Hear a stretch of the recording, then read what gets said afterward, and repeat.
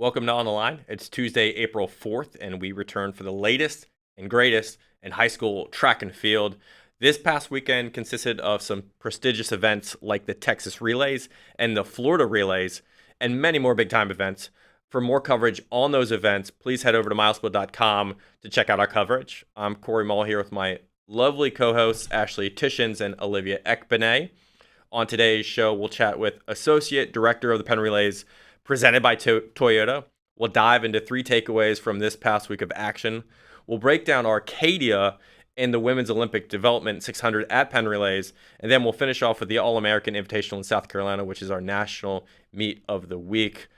Just want to say hello to you both, and how are you all doing? Ashley, let's start with you. We're all wearing red today. How are you doing, Ashley? I'm doing good. Yes, we're the red crew today. I had a fun weekend. I got to go to the Texas Relays all weekend, which was really fun. I've never been before. Never seen support like that before at a track meet, which is insane. I feel like I think I saw that there's a total on the final day of like 51,000 people there in the stands, which that compares to like a football game in some places. So. 3-day total, right? 3-day total? Or it may have been 3-day total. I can't remember. Yeah, but I think that only holds about 20,000. No, that makes sense. That's crazy. Yeah. Okay. Yeah, so it was fun. I enjoyed it. Olivia, how are you? I'm doing great. I'm currently actually in Alabama visiting my best friend. So it's kind of nice to hang out with the kids. I've been watching some baseball, ran into Coach Waters from the University of Alabama last night, which was really interesting. So doing great things here. Go Bama. Go Bama. Love it. All right, let's get to our first segment here, which is an interview with Associate Meet Director of the Penn Relays, Aaron Robeson. He's the former director of collegiate track and field at the Armory and a graduate of BYU, where he ran for the track and field program. Aaron's doing big things, helping prepare for this massive event in Philadelphia. Aaron, thank you for being with us. How are you? Well, let's start first with the anticipation for the Penn Relays in 2023. We're less than a month out now, and high school entries just closed yesterday, which is, obviously a very busy period for you. How excited are you about this year's installment? Yeah, it's going to be great. Last year was huge in the sense that we were coming back for the first time since 2019 due to the pandemic. The meet hadn't happened in 3 years. It was the 126th installment. This year we're up to the 127th installment in the 130th year, or going on almost 130 years since the meet started in 1895. The thing that'll be exciting this year is there's less international COVID restrictions. And so we're going to have a much larger, or I guess more of a full international contingent. Last year, there weren't as many teams from, traditionally Jamaica and Trinidad and so forth. And this year, that is different. Many of those historic countries and schools that have attended the Penn Relays for many years will be back. In addition to, obviously, there's plenty of high schools around the United States, primarily here in the Northeast, that will be here, really making it, in my opinion, the greatest high school competition in any sport, because it's essentially it's almost like it's the high school world championships, because you get teams from so many different countries, and essentially if you can win at the Penn Relays, then you more or less are the world champion in a lot of ways, just because of so much international flavor and so much excitement that happened with that component of the high school meet at the Penn Relays. So I learned this from Dave Johnson yesterday. I was in Philadelphia doing a pre-meet project there. Jamaican schools have been at the Penn Relays for nearly 60 years. They're a big part of it, combined with the American high schools that make up some of these, very anticipated races. But as you said, there's more than just Jamaica and American high schools. Can you go a little bit more into depth about what other nations we can expect to see this year at the event at high school, collegiate level, and what's that got to be like here this year? Yeah, so this year, entries just closed yesterday, so we have a more clear picture. We have 12 total countries that will be represented. United States, obviously, in the largest number. The second largest contingent comes from Jamaica. Jamaicans historically are talking anywhere from 50 to 70 schools. I'm not sure on the exact number of how many schools are registered this year. But they come in full force. In fact, speaking of Jamaica, a few weeks ago, the director of the U.S. Embassy in Kingston reached out to me and just said, "Hey, I just wanted to let you know, like every year we host what's called Super Saturday here at the embassy in Kingston, where we process all the visas for all the kids that are coming to the Penn Relays." And he said, "I just wanted to let you know it's something we look forward to, and it's a really exciting event." And then he followed up after that, and they processed almost 450 visas for the Jamaican kids to be able to come to the United States and participate in the Penn Relays. And so it's such a cool thing that, you know, the Penn Relays has such a large and historic component to it with international high school teams. And it requires so many different people to be on, you know, to make it happen. Everything from the U.S. Embassy in Kingston, as well as the other countries, in order for them to get the proper visa to be able to come here. Many of these kids, this is their first time leaving their country. I mean, you know, some of them are as young as 14 and 15 years old. And it's just what a cool experience that's your first international experience, is to come to the Penn Relays and see what that's all about. I think the only downside for many of them is sometimes the Philadelphia weather in April is a little bit different than the Philadelphia or the weather that they might have in Jamaica or any of these other countries. So yeah, anyway, I mean, obviously the United States and Jamaica are the two big ones. Bahamas always brings a large group. Many of the Caribbean countries, Trinidad, they all have a large contingent that comes. And then the other notable countries this year, Puerto Rico has a large contingent that's coming. There is a group from South Africa that will be in attendance. There's about 3 or 4 schools that every so often they come, and that's quite a journey. And then we have a handful of Canadian schools, both at the high school level, but also at the collegiate level that make their way to Philadelphia. So it's really quite exciting. Gosh, yeah, like you said, this is almost like the world championships for high school track and field with all these different countries competing. You know, I have to ask you, you know, while you just, you know, within the past year came into your role with Penn Relays, you've been around the sport for a long time throughout your career, and, you know, you're an expert at this point on high school track and field. But, you know, in your eyes, as you've, you know, witnessed Penn Relays throughout the years, how do you think it's, as an event, changed and remained kind of the same as well over the years? Yeah, so I mean, the tradition of the Penn Relays is one thing that will never change, right? We make sure that, you know, it's a carnival. The name of the event is the Penn Relay Carnival. We try to create as much excitement in the city of Philadelphia as possible. The excitement around the stadium. So it's not only what's happening on the track, but it's what's happening, you know, in Carnival Village and in the warm-up area and down at the throws and all those kind of things. But with that being said, like, we also want to make sure that we're continuing to evolve and that we're not becoming stagnant. And we're very excited this year, for the first time ever, the high school girls will be on Friday and Saturday, and the high school boys will be on Thursday and Friday. And then every year we will just, you know, they'll rotate of who is Thursday, Friday, and who's Friday, Saturday.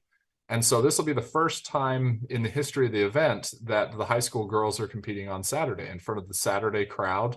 You know, you alluded to the size and the excitement of the Saturday crowd at Texas Relays. It's much the same at the Penn Relays, where we've had as many as 65,000 people on Saturday at Penn Relays. And on average, we're looking at between 40 and 50,000 people on just that one day. And so it's a packed house. It's very exciting. And so the high school girls from all over the world, having that ability to you know, run in front of a large crowd and feel all that energy and run fast times and do all of that. And when you think back on all of the prominent females that have run at the Penn Relays in high school, everything from Shelly-Ann Fraser-Price, Elaine Thompson-Hara, Sharika Jackson, Sydney McLaughlin, and on and on and on. And those are just names that are, you know, still current in the sport. That they've never run in front of the large crowd is, you know, it's like, okay, that makes sense. That's why we need to, create some of these opportunities. And so now that the boys and girls will have that opportunity to be showcased on every other year is something that we're very excited about, and see how it goes this year. Now, yeah, so like that'll be a big change for 2023 and, something that spectators can look forward to. Are there any other specific, unique things related to specifically the 2023 installment of the Penn Relays that you think spectators can look forward to as well? Yeah. So in part with changing, making adjustments to the schedule with the boys and the girls, what we did is we took all of the high school distance finals and we put them all together on Friday evening, starting at about 4:30. We'll have kind of a distance power hour. It'll start with the high school girls championship of America in the DMR. That will follow the high school girls mile, followed by the high school girls 3000, all those being finals. And then we'll go into the high school boys DMR, high school boys mile, high school boys 3000. And then to cap it off, we have the Championship of America boys 4x8, which is a final, as the prelim is the day before. And that then kicks off the evening portion that will have a professional 800, followed by some heats of the 4x4. And then we cap that off with the professional steeplechase.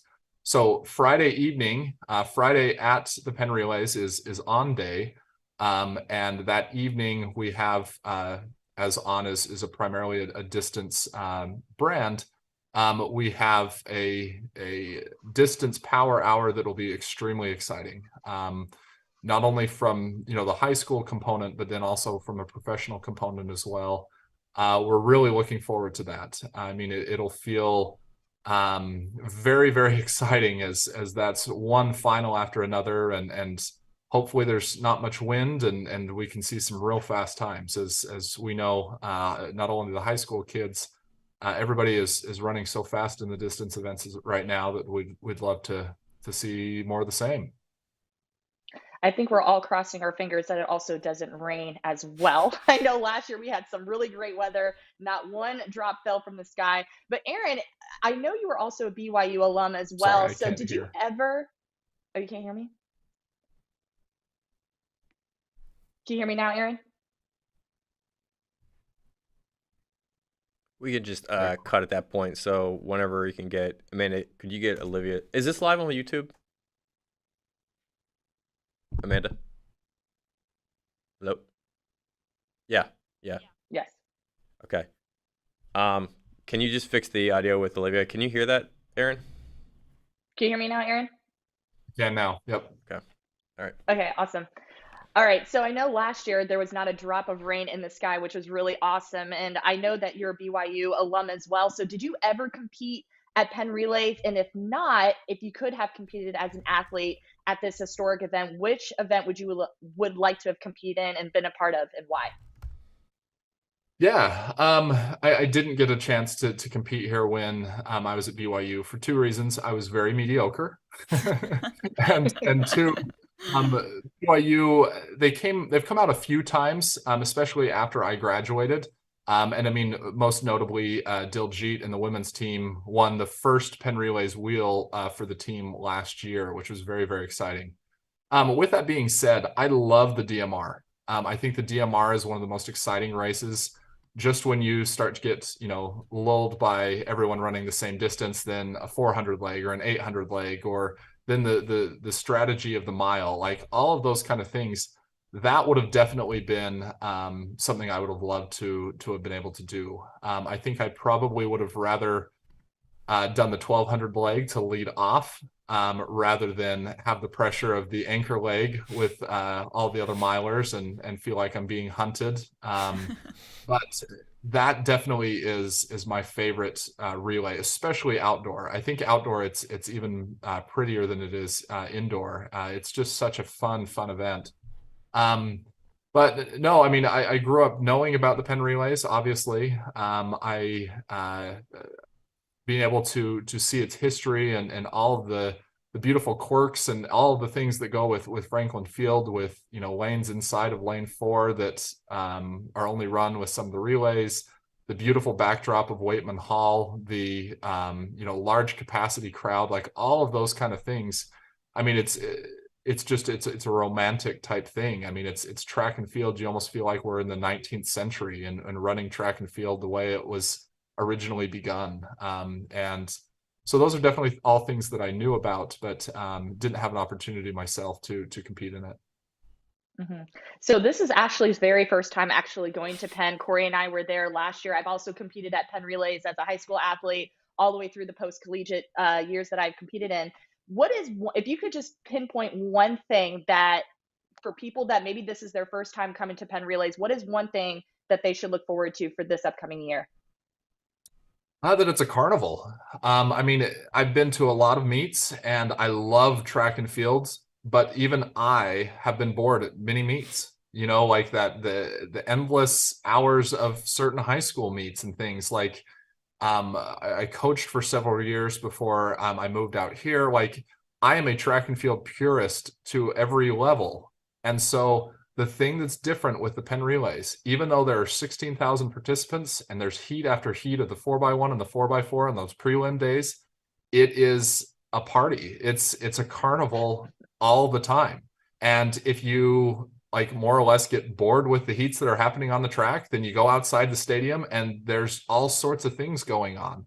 I mean, everything from what's happening in Carnival Village to the Jamaicans dancing to the throws complex to everything. There's always something happening, and it's truly a carnival in every sense that it's so much more than a track meet. And so that's kind of the beauty of the Penn Relays is it's just so different than any track meet. It's not really a track meet. It's so much more than that.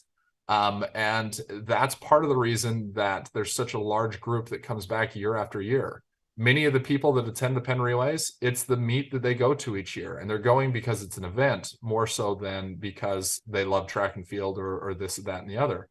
I've even talked to a lot of people that have had the same tickets for years and years and years, and they always love to sit and watch the triple jump or sit and watch the high jump or something like that, because that's the area they've always sat and they just love it. They don't know anything about any of the competitors, but they're so excited because they're at the Penn Relays watching the high jump and whatever type of drama will unfold. And so there's really no comparison that at least I have experienced in the sport of track and field to that of the Penn Relays, because it's a completely different thing. It's different in the sense like I was talking about earlier with the international teams that come. It's different in that it's a carnival. It's different in that it's 16,000 participants and 100,000 plus fans over the 3 days. All those things just set it apart as a whole different event that we're just lucky enough that track and field gets to experience this once a year.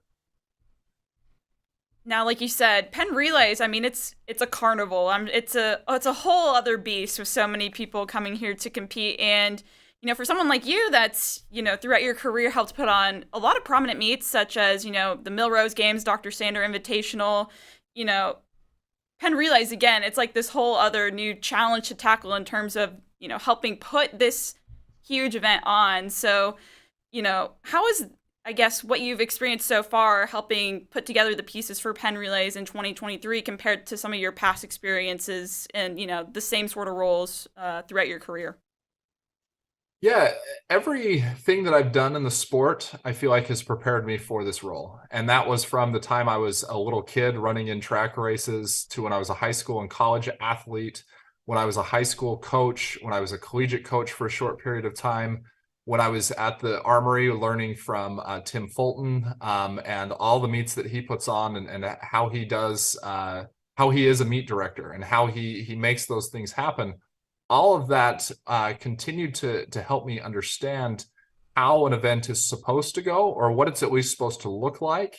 And then on top of that, you then add in all the things that, I just alluded to with it being a carnival and hundreds of thousands of fans and all these participants.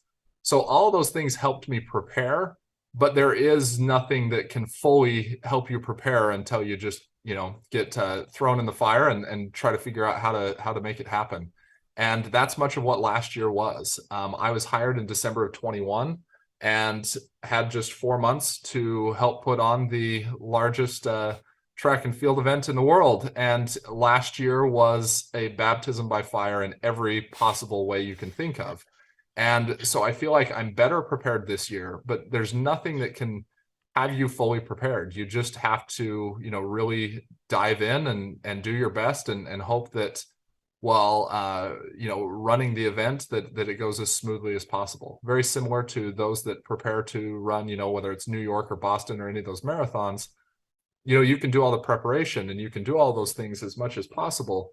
But until you get out there on the streets and you pound out those 26.2, you don't really know how it's going to go. And, we pray for good weather. We pray that there's no lightning. We pray for a lot of things because it's Philadelphia in the spring and who knows what's going to happen. And overall, though, whether it's cold, whether it's rainy, whether it's hot, whether it's windy, we know that people are going to run really, really fast. And it happens every time. And it just kind of boggles our mind of, wow, that's crazy. It's windy outside, or it's rainy, or it's hot, or whatever. How are they running this fast? And it's really wild. There's no other way to describe it. Aaron, it's been a pleasure. I know you're busy preparing for the event. The high school entries, as we said, close. We're gonna have a show on the high school entries next week, so that'll be fun. But thank you again. I'm sure we will talk to you soon. Okay. Absolutely. Thank you, everybody. All right. Take care. Thank you. All right. Penn Relays coverage. Go to milesplit.com as we'll continue to provide content on the site, on social media, and on this show across the month of April. So stay tuned for that. And over the past weekend, we had a ton of action in the U.S. It was all covered on the ground in Florida, in Texas, in California. Go to the meet pages for the Texas Relays, Florida Relays, West Coast Relays. We'll have content, interviews, race videos, and more. And you can also go to milesplit.com for new stories this week on meets coming up. We're going to move to our next topic, which is, why did this performance matter this past weekend? What were the big takeaways from top performances in the U.S.? We'll go to Ashley first. What's something that came across your mind? Yeah, like I mentioned at the top of the show, I was able to go out to Texas Relays and some really exciting stuff happened. A lot of other things were really shocking to me as I was watching, in the stands and stuff. And I think the most shocking performance for me had to be from Gatlin Bear out of, Burley High School in Idaho. He comes into this meet and he wins the 100-meter dash here at Texas Relays. He runs first in the prelims. He runs a 10:18 wind-aided time, and then he goes on to the finals to win in 10:25. And guys, that's a huge thing here for Bear. I mean, if you look at what he did just last year as a sophomore, he ran 10:54. That was his PR before this, and so that's a huge improvement there. He smashes the Idaho State record in the event, both the all conditions record and the wind legal record. And I think the other thing too here is track isn't his main sport. I watched his post-race interview with our guy, MileSplit Texas editor Will Grundy, and he was like, football's my main sport. And I looked him up. He's a 4-star wide receiver, and he's got some offers from some big name schools like Michigan, I think Nebraska too as well, and Arkansas. And I mean, he wasn't the only guy too in that field that's a huge football star. He took down people like Nick Harbor, who finished in 3rd, I believe, and he also took down IMG star Devontae Howell. So I think this is a huge performance for him, and I'm really excited to see where this takes him for the rest of the season as well. Interesting. Olivia, what do you have? I know over the last couple of weeks, we've been just talking about the loaded 100-meter hurdle field on the girls' side. We talked about Alicia Samuel. We talked about Akayla Garrett. We talked about Makaria Harris, Mila Green, Chelsea Williams. Those are big names that we talked about. I want to add another name to this list, and that girl's name is Riley Hampton. She's a junior from Houston, Cypress Ridge. This weekend at the Texas Relay, she clocked a wind legal 13:18 in the short hurdles, which actually ties her for number 13 all time in high school history. And also Makaria Harris also ran that exact same time in the finals as well. So what does this mean for Riley? Her previous best was a 1374. So the fact that she dropped that much time, I feel like she enters into a whole new tier now. And now I feel like she's amongst the top ranked girls in this event. And this is her first time going under 1350. And this is the best performance in her career so far. So Riley Hampton, I feel like, just added herself into a whole nother tier when it comes to the short hurdle. So Riley Hampton has we made eye contact. I'm there. So that's a girl that does look out for. I agree 100% with both of you. That's insane from Hampton and Bear too. Curious if we'll see Bear down the line. NFL draft, we'll have sort of the backstory. Yeah. Here's his high school exploits. Yeah. All respect to Montford Academy. They had a lot of monumental performances this weekend, including Assam Singhas. We all saw 10-10 in the 100 win legal. But we talk about Montford a lot we have talked about them a lot over the last week. So we're going to give a little bit more attention to some other athletes. And for me, I want to switch attention to Shorewood High School's Nathan Cumberbatch, a senior from the Wisconsin high school. The 800 is particularly strong across the U.S. this year. At the National Indoor Championships alone, we had 4 guys under 150. Cumberbatch, University of Southern California signee, actually went 151 at Nike Indoor Nationals, so he wasn't in the big race, but he still won a national title. Over the weekend, though, I think he really solidified himself in that conversation, and he's kind of inching closer toward that Wisconsin state record. Only one guy in the state outdoors has ever gone under 150. That's Andrew Perkins, who went 149.96 back in 2008. And now Nathan kind of put himself on the pathway towards that. What the interesting part about that is he's not the only one. We've talked about Andrew Regnier a lot over the last couple of weeks, and he himself went under 150 at indoors. So we have 2 guys from Wisconsin this year who realistically could go after a state record. I think that's going to be a really big storyline to follow over that state this outdoor season, and all the credit goes to him over the past weekend. The biggest meet on the calendar by far this weekend is Arcadia Invitational. A huge amount of entries. It naturally kind of lends itself to some big performances in some of these big races, and we got to get into some of this stuff because it's just a huge meet. So what's one race or event you are specifically looking forward to at Arcadia, and why? And Olivia, we'll start with you first. What I'm looking forward to, of course, I come in with the speed. So I'm looking forward to the U.S. number 5 and the U.S. number 11 performers right now when it comes to the boys 400 meters. You have Dijon Stanley of Granada Hills Charter out in California. He is one of the 10 boys this outdoor season to dip under 47 seconds. He went 46.40 in mid-March. And the crazy thing is that was his only 400-meter race of the season. He's done a multiple series of races. He's gone 20-point twice during the spring, which both have been win legal performances. So the speed is there, and obviously the strength is there as well. So I'm looking to see what he does once again. He's also going to face Arden Parker of Helix Charter, and he currently sits as U.S. number 11 with a 47.03, which came from the end of March. So this is a big opportunity, I think, for Arden to really challenge himself. He's going to be competing against one of the fastest boys in the country, and he's competed in a handful of races from the 100 to the 200 and only has 2 400-meter races underneath his belt. So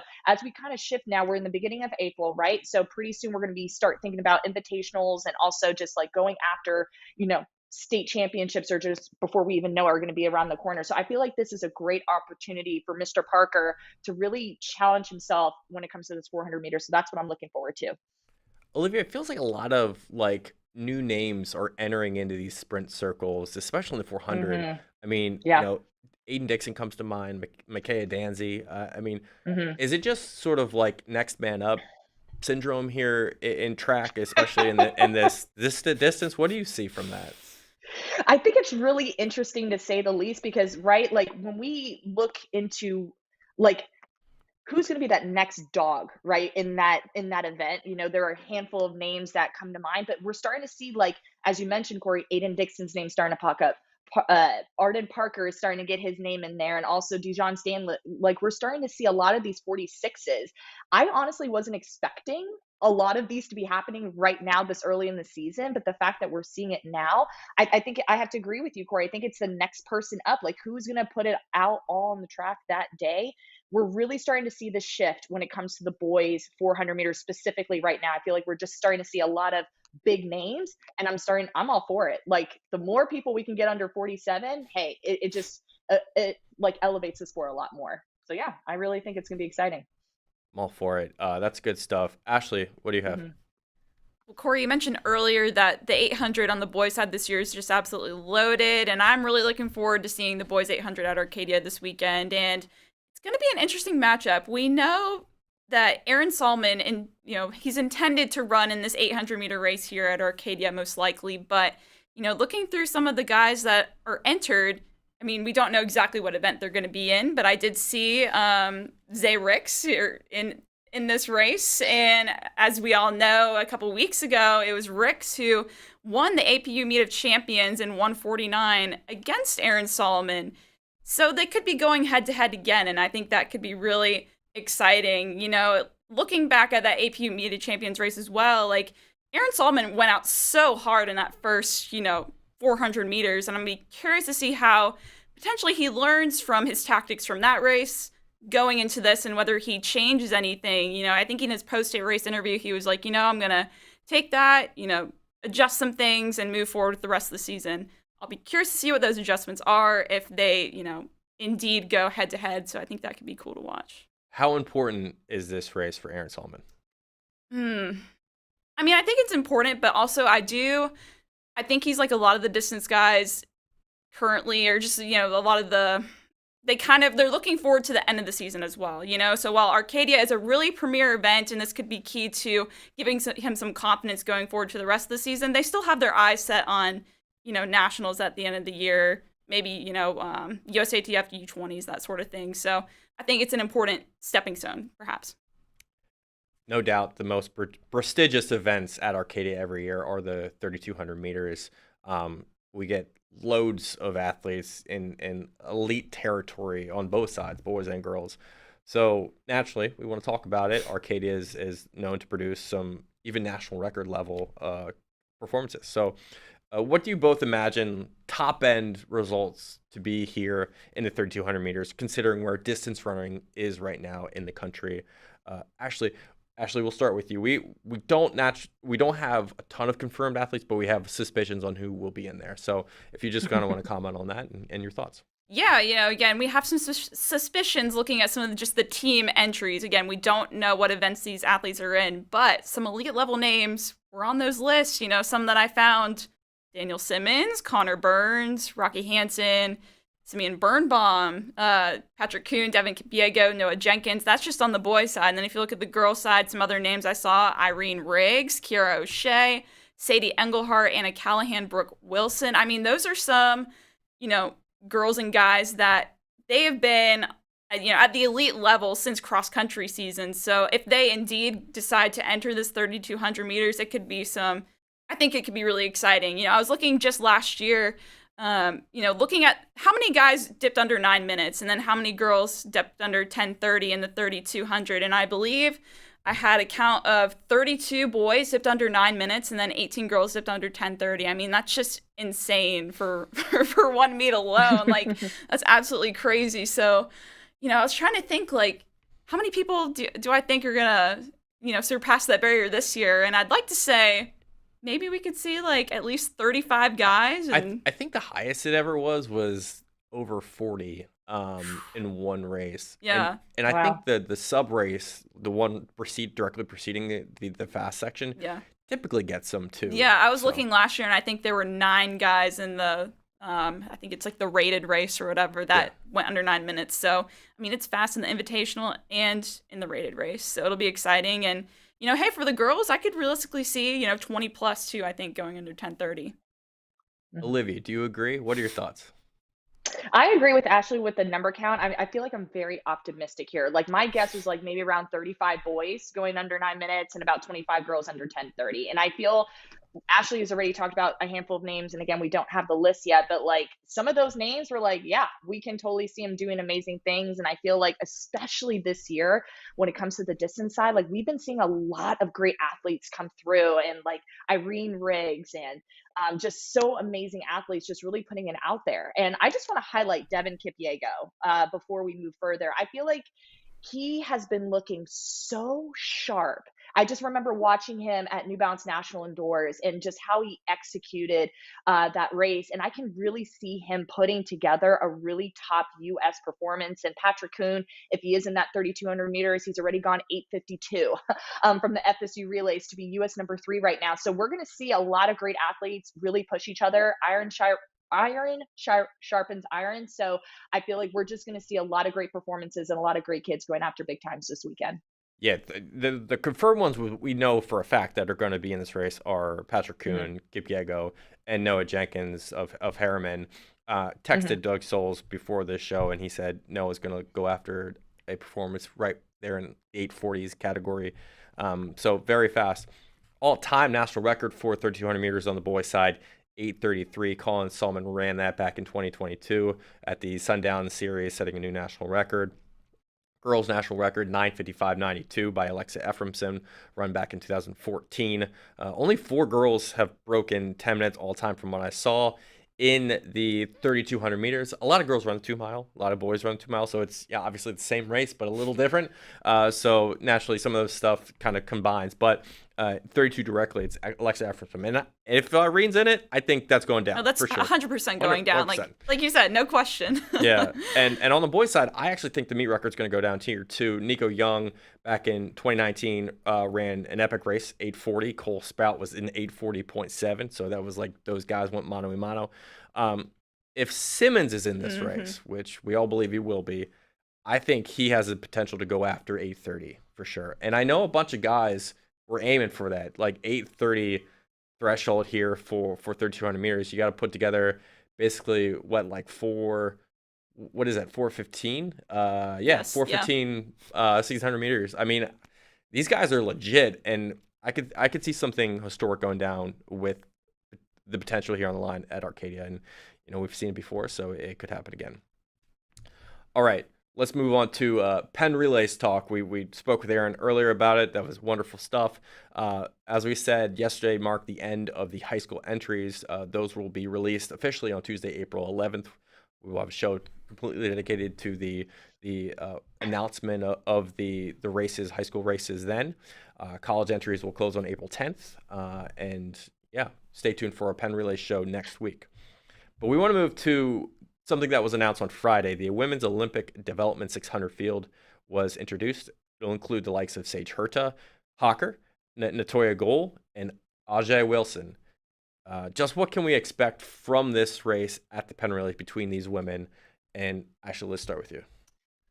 I think looking at this 600 meters, there's going to be a lot of eyes on this race, and especially too with someone like Ajay Wilson in this field. She's a veteran when it comes to, U.S. middle distance running, and she's been one of the most consistent, mid-distance racers in the entire country for such a long time. But, if you look at this, she also may be entering this race looking for some redemption as well. She took 6th in this race last year in 1:25.87, and, I know for a fact, she's not going to be settling for 6, I'm sure, here. She's going to be going for that win. And, she holds a 1:22 600 meter PR, which she set back in 2017. And I'm just really curious to see how she responds to her performance from last year, bouncing back in 2023. She'll be going up against the top returner from last year in this race, Natoya Goul, and she's, she finished 2nd last year to Thingmo. And I wouldn't be surprised at all if Wilson bounces back here at Franklin Field. So that's what I'm looking forward to most in the 600. Olivia, do you have any differing thoughts here? I kind of agree with Ashley a little bit. What I want to dive into a little bit deeper is just how this race is going to unfold. You have the 2022 indoor world champion, Ajay Wilson, in the 800, Jamaican record holder, Pan American Games winner, top 8 at the Olympic Games, and Natoya Goul, and also Sage Herta is a 2-time NCAA champion. So we have 3 strong powerhouses lined up in the 600 meters. What I can tell you is this race is going to be fast. Natoya Gould is a front runner. I have seen her compete a handful of times, even while she was at LSU and now as a professional athlete. This girl's going to go out. And the thing is with Ajay Wilson is she likes to buy her time. She will be in the front, but she'll let you do the work. And I just had a chance before we hopped on our show. I watched the World Indoor Championships from last year in that 800, and literally at the 600-meter mark is when Ajay Wilson went and left everything out on the track to grab that gold medal. So I feel like Natoya Gould and Ajay Wilson are used to competing with each other. They've been doing this for a handful of years now, so they kind of know how each other will run. This is going to be fast. And Ashley already talked about it. Like, I feel like Ajay Wilson is going to want to improve on that 6th place finish that she had last year. Natoya clocked a 1:24.09 at Penn Relays to finish second. Ajay went 1:25.87, but Sage Hurta was also in that 800 meters at Penn Relays. So we know she has the strength and speed. She clocked a 1:59. So we're just adding a couple more meters onto that race. I think it's going to be exciting. It's going to be fast. We're going to see a handful of the nation's fastest 800-meter distance runners really line up at Penn Relays. It's going to be exciting for sure. And Sage won the 800 last year. Yeah, she did. Ducking down to the 600. All 3 of them have 1:57 speed from last year, just on 2022 results alone. So, you know, the results themselves are pretty equal. So, race being what it is, it'll come down to tactics, I think, ultimately. How will you try to enforce yourself on the race? And, you know, last year, I think, as we talked about, back half of the race really kind of had that extra gear that no one else had. Now, who has it? I tend to think that Sage might have a little bit of that going on, especially with, you know, getting into this race for the first time. You don't have any huge previous sort of memories or history kind of, you know, holding you back.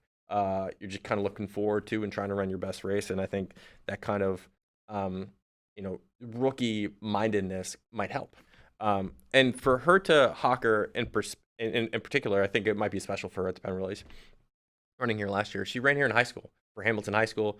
She's from New York.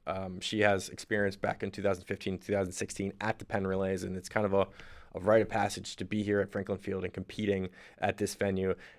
From high school now to the pro ranks, I think that's a special moment when you could bring it all back and have this experience, because, you know, Penn Relays sort of in some ways helped shape her career in high school. It helped cultivate it towards, you know, stronger results. I mean, she never won a race here at the Penn Relays. She was second in a really good mile race back in 2015, and she finished 4th another time.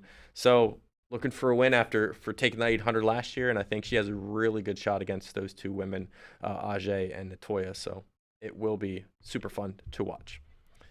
Let's move on to a big event in Jamaica this past weekend, the ISSA Grace Kennedy Boys and Girls Champs. It was obviously, it felt like all of Jamaica was at the venue here, kind of spectating and helping, you know, give that huge environment there to the high schoolers in Jamaica, and it was amazing. Olivia, I want to go to you. What was the one big moment or one huge, you know, narrative that you took away from that meet? Jamaicans are fast. That was the biggest takeaway I got.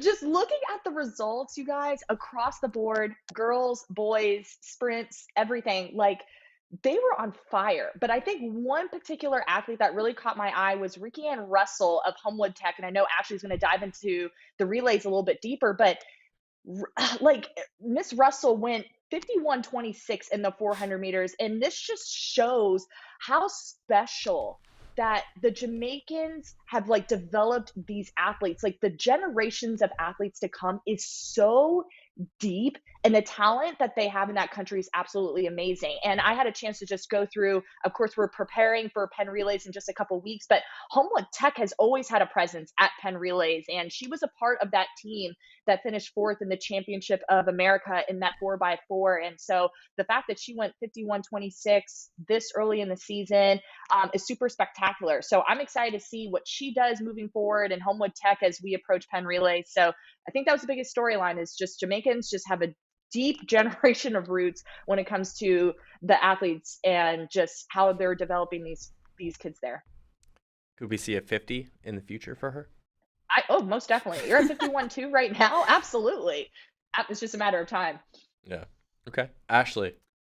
Yeah, staying on the topic on Homewood Tech here, Russell isn't the only, elite 400 girl that they have. If you look at the 4x4 at this race, they clocked 341 over the weekend, and that would rank among, some of the top 4 times seen so far in the nation currently. And, if you look at the Penn relays historically, that 4x4, the Championship of America, is, it's always so exciting and so competitive. And if you look at Homewood Tech's history in this race, they last won a wheel in this event back in 2019 against their rival school, Heidel. And then last year, it was Heidel who took the title, I believe, in 2022. And so I think this could be a big confidence boost for the team going into Penn. We're only a few weeks away, that they already got that 341 underneath their belt, and that could carry them all the way through to hopefully they'll win another wheel at Penn Relays.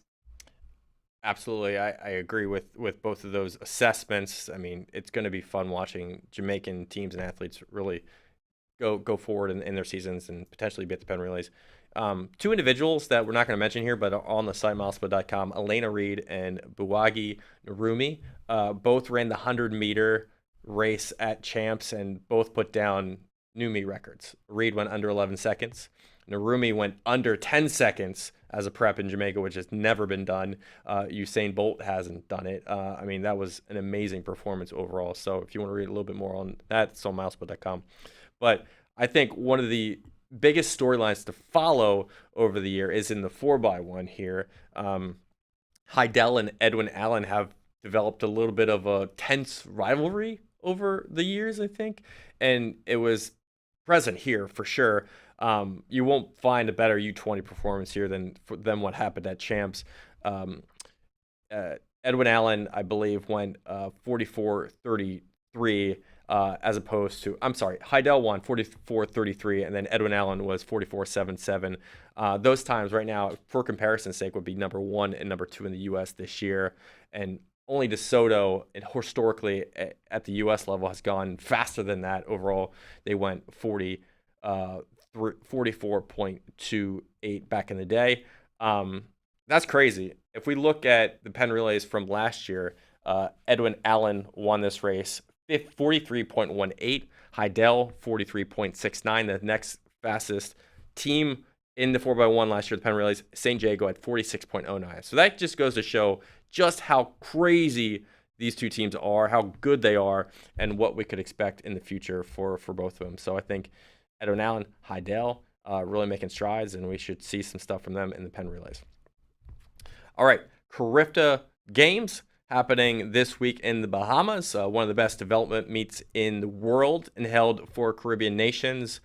Features U17 and U20 athletes and will take place from Saturday, April 8th to April 10th. Why it's important for us, athletes from U.S. high schools with nationalities tied to Caribbean countries typically trek there and compete, so that really is something to watch for. And want to turn it to Olivia here first. I mean, quick thoughts on what we could see at the Carifta Games. I think we can see a lot of great things. I had a chance to I text Coach Gerald Peary right before our show to be like, hey, I know Adeja Hodge, just give me the list. Who are some of the athletes from Mountain Bird that will be competing there this weekend? And let's just say it's going to be a fast one, because Adeja Hodge and Michelle Smith competed at the Carifta Games previously, and Adeja is your defending champion in the 100 and the 200, where she ran 11:29 and 23:42. But Michelle Smith is someone that has been the U17 girls 400-meter hurdle champion, and also doubled back in the 800 as well.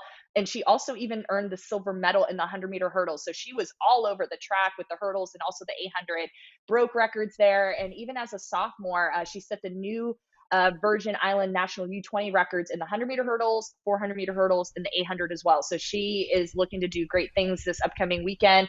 Elise Dickinson and Amira Turner will also be competing there as well for Mount Bird Academy. So 4 girls to look forward to as we go into Carifta Games this weekend. Absolutely. Ashley, for you. I guess my quick hypothetical would be, I feel like we ask this every time, she's about to step onto the track, but just how fast is Adeja Hodge going to go this weekend at the Carifta Games? Again, keeping in mind that she did some never before seen mind-boggling things indoors in the 200. She's already done some even more mind-boggling, almost never before seen things outdoors. How's she going to keep this momentum going? I'm really excited to see her and all the other athletes. But yeah, I think like we can all say that, we have our eyes on Hodge too as well. Olivia, if you can remember last year at Carifta, Adasia tripled and she skyrocketed up into the top 5 of the MileSplit 50 as a result of that. That was that was a huge breakthrough for Adasia, and it was kind of like her moment where we're finally saying Adasia Hodge is here and is one of the best athletes in the country. I'm curious whether do you have any feeling about whether she'll triple again or if she's going to center on a couple events? She could do a lot, but what is her focus? What is her purpose? That is a great question. If I had to pick, I feel like she would probably want to defend, the events, the 100, 200, and also the jumps as well. But she's looking really strong in that 100. I don't know what her goals are, but I feel like she's probably going to take the best route to get those stepping stones. And what I mean by that, let's just take New Balance, for example. Like she pulled out of that 60, right?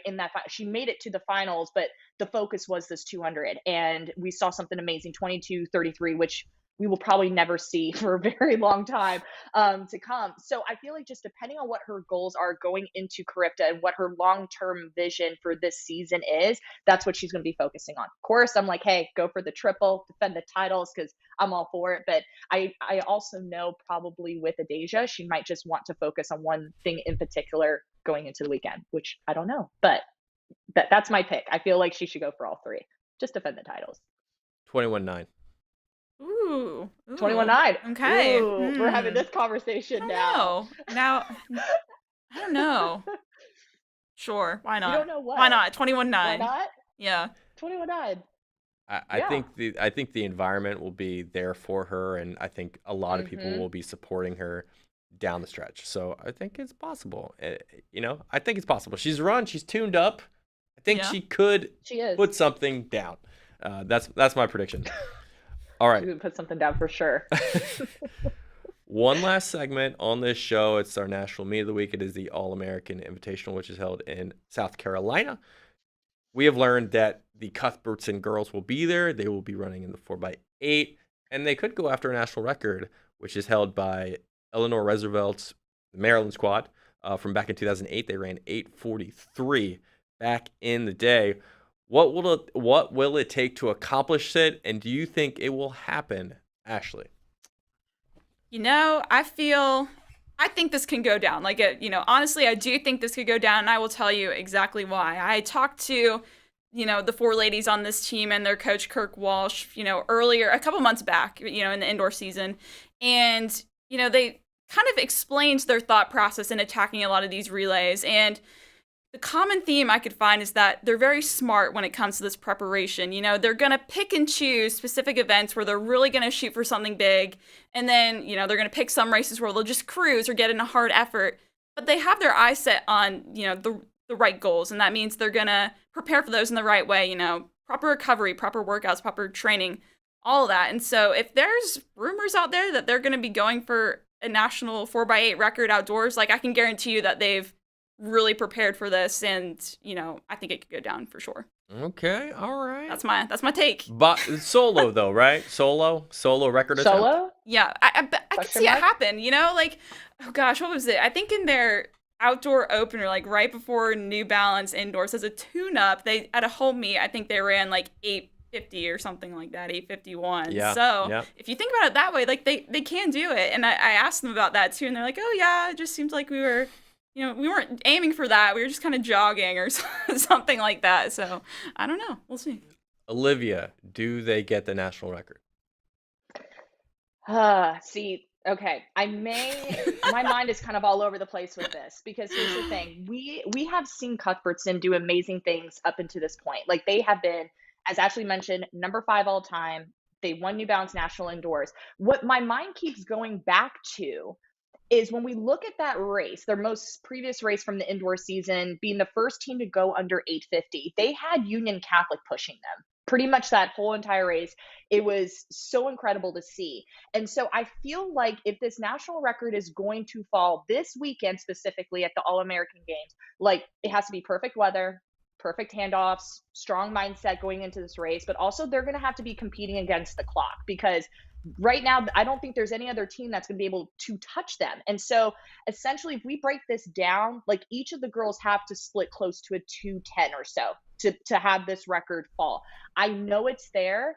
I don't know if it will happen this weekend. I'm voting that it falls. I want them to take down Eleanor Roosevelt's record for sure. They were my rivals back in high school. I'm all for it. So I just don't know if this particular weekend is going to be the weekend that it happens for that reason, because I'm like, Union Catholic really pushed them during the indoor season to really break through that 850 barrier. So that's my hot take on this right now. Corey, what are your thoughts? I'm curious. I'm glad you mentioned the splits. I mean, that's not an easy thing to do, to run those legs. And if we look at the outdoor PRs of these girls, they're 215 for Alyssa Presano, 212 for Justine Presano, Stella Kermis, 214 Charlotte Bell's the only girl under 210 for the Open 800. It's different in the relay, obviously.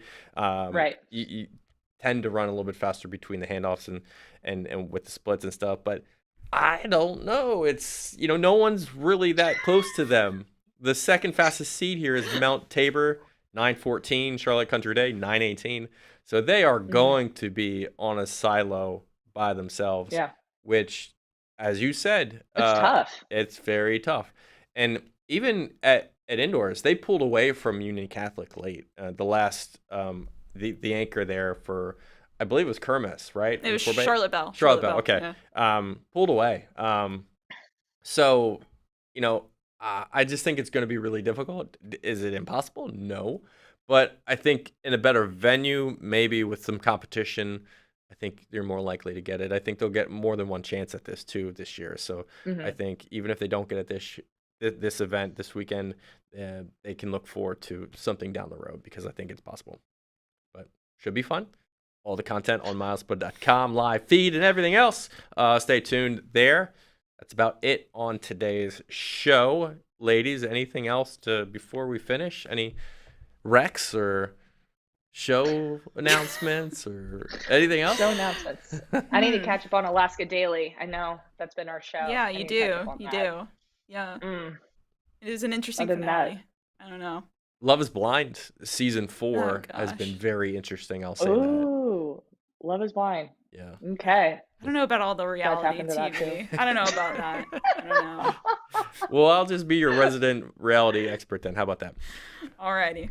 All right, that does it for this week's show. Stay tuned for next week, Tuesday, April 11th, as we have a full show dedicated to the release of the high school entries for the Penn Relays. Thanks for listening and watching. We'll talk to you later.